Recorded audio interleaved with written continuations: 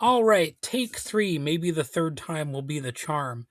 But anyway, in this episode, I'm talking about fairy tales again. So think about the last fairy tale you encountered. It might not have been a dusty book with yellowing pages. It could have been a Disney film, a TV series, maybe a video game. The characters feel familiar, but something is a little different. The feeling is more modern. Maybe the princess hesitates. The villain has a unique backstory that's different from other incarnations of that villain. The ending is no longer simple, etc., etc.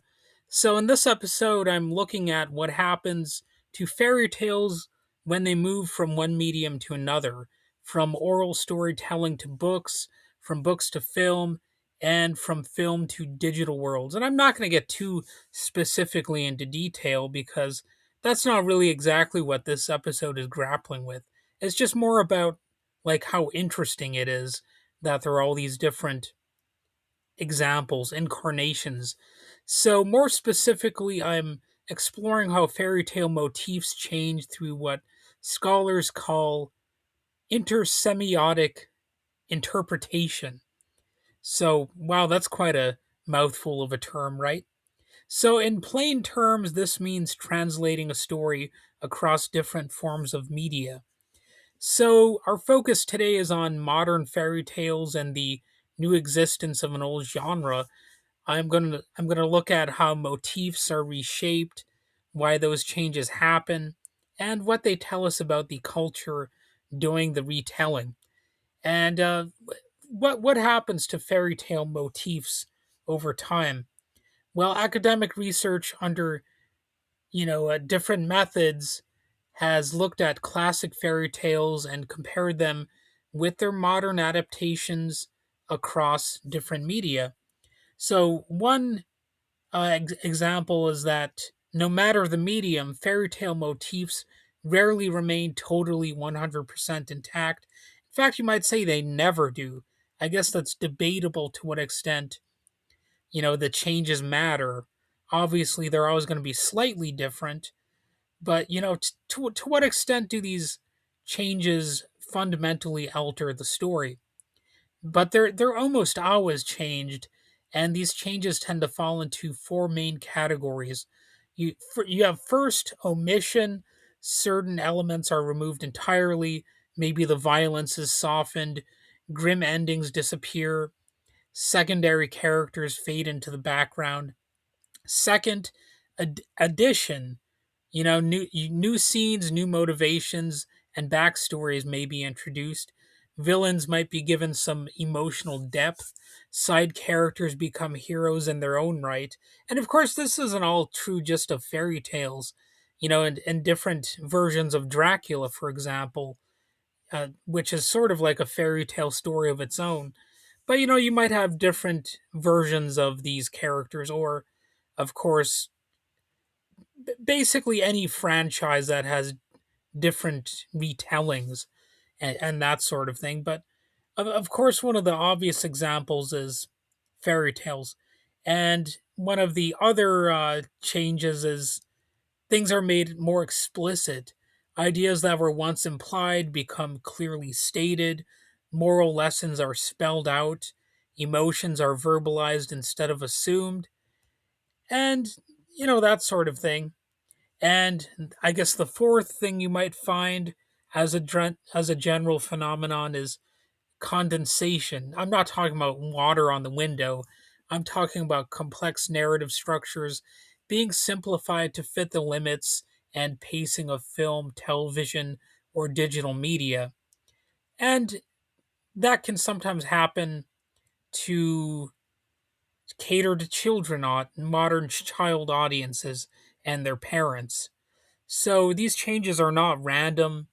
The there are two major factors that shape them: the culture into which the fairy tale is translated and the audience it is meant for. So culture, audience, and the meaning of change, they're all really some interesting things to consider. When fairy tales are adapted, they reflect more than aesthetic taste, they reflect cultural values. modern adaptations often reveal deep social shifts, and of course, sometimes stereotypes are a part of it, or you know, a new understanding of the world. Maybe a fairy tale will have modern technology in it, or something like that. So, one noticeable trend is what could be described as a cultural slimming. Stories become more streamlined, but also more focused on individual growth and self definition. Traditional fairy tales often reinforced what are called patriarchal norms. Female characters waited, male characters acted, and modern retellings will frequently challenge that structure, at least on some level.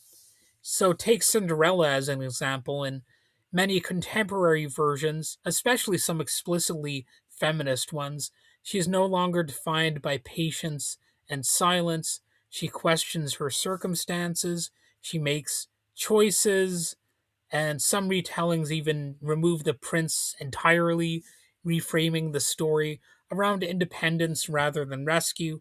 And of course, some people would be offended by that because it changes the story too much.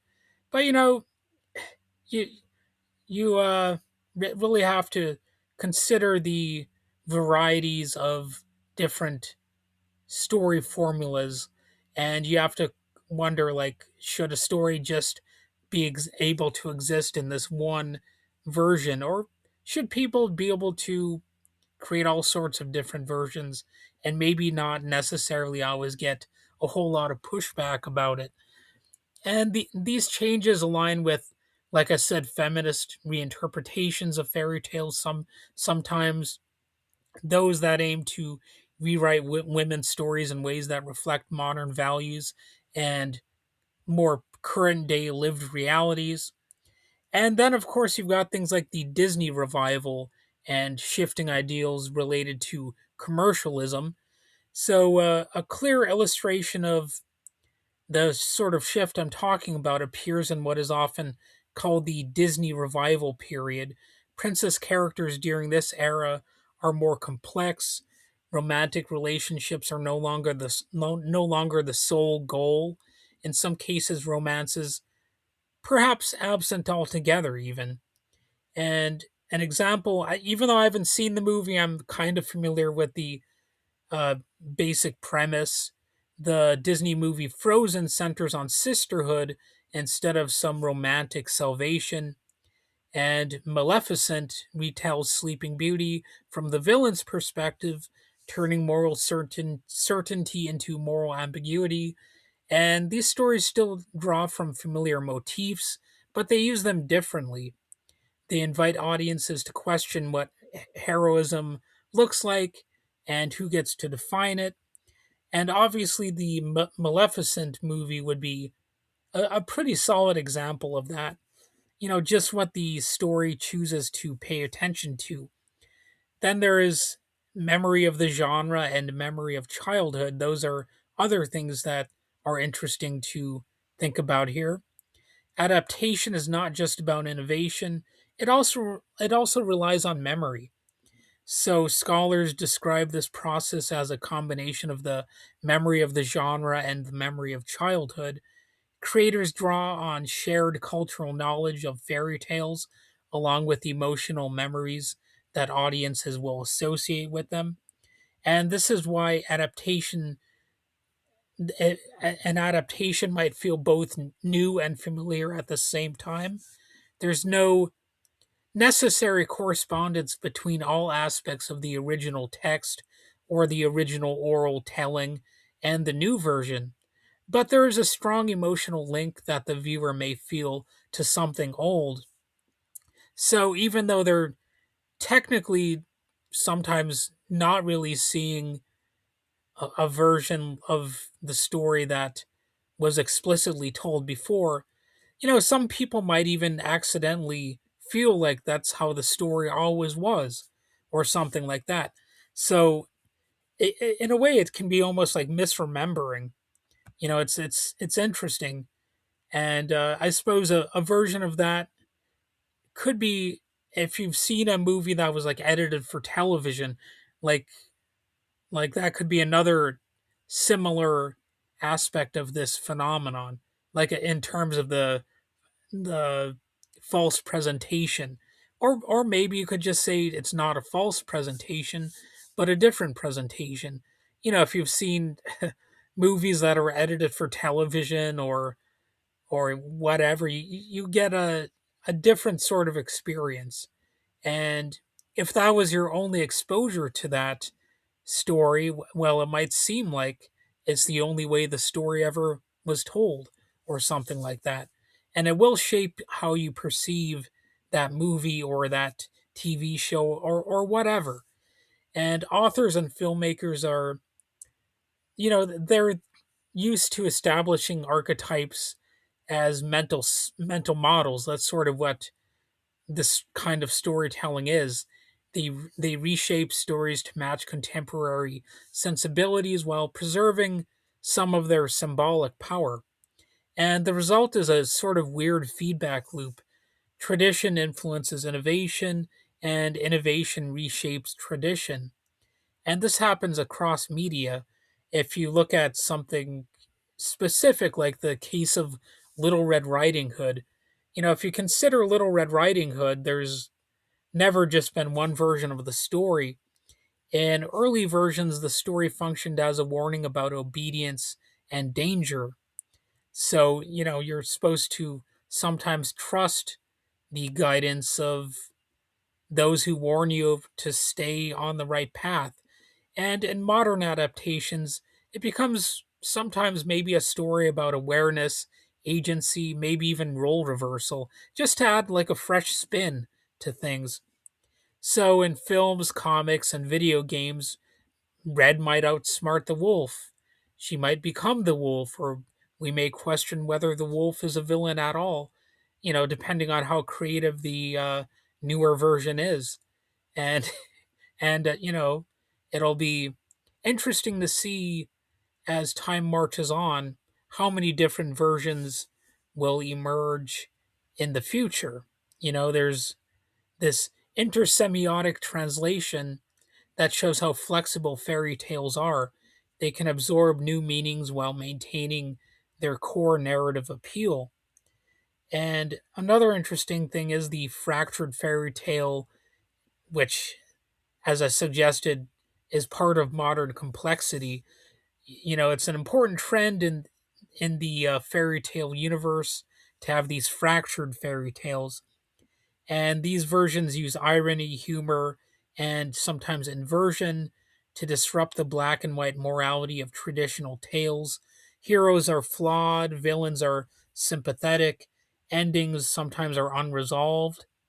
And one version of this you might say is Monty Python and the Holy Grail, because that movie kind of deals with sort of fairy tale fantasy elements and that sort of thing, storytelling, mythology, but it definitely fractures the story and just makes fun of it. So that, in a way, is sort of what I'm talking about, that sort of thing. It reflects a modern understanding of human behavior as complex rather than binary, and sometimes it's just making fun of fairy tales. So, Shrek is another pretty solid example of this, at least in my opinion, and certainly helped popularize fracturing and ironic tales as a trend. Though, like I suggested, you have other similar movies like Monty Python and the Holy Grail, and of course, horror films that make fun of fairy tales. You've got those sorts of things too. Like there's a kind of crappy anthology horror movie that I can't even remember the name of, but it definitely makes fun of fairy tales. And, there's always that sort of thing too. And, fairy tales last because they're reusable, they adapt, and as they move from oral tradition to literature to cinema and to digital platforms like televisions or television series and video games, they address contemporary concerns. And there's a lot of interest in giving them sort of a new lease on life.